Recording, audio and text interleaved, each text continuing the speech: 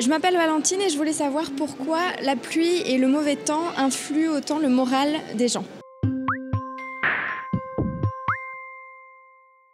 C'est une question qui est récurrente, hein, qui revient assez régulièrement. Je dirais aussi parce que les personnes ont le sentiment que la météo a vraiment un effet. Alors, la question, c'est est-ce que c'est un effet qui est juste temporaire, hein, et qui va diminuer très progressivement, ou est-ce que c'est un effet qui est durable?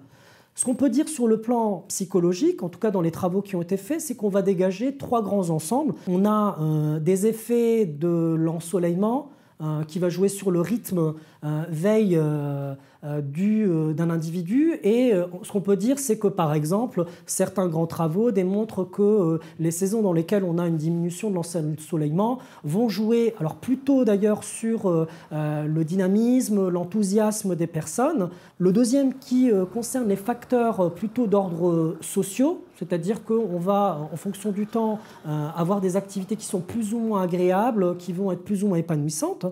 Et il y a surtout ce qu'on appelle les facteurs d'ordre psychologique, dans lesquels on va retrouver deux grands ensembles de facteurs, des facteurs qui sont dits des facteurs de risque, c'est-à-dire qu'ils vont augmenter la probabilité d'apparition d'une expérience de détresse, et les facteurs de vulnérabilité, qui sont des facteurs qu'on dit endogènes, c'est-à-dire qui sont spécifiques au sujet. Pour être plus précis, si le temps est mauvais et que dans ma vie, dès lors que le temps était mauvais, des personnes significatives dans mon environnement avaient un discours très négatif et étaient effondrées, j'aurais retenu sur le plan mnésique que l'expérience de mauvais temps a une signification négative.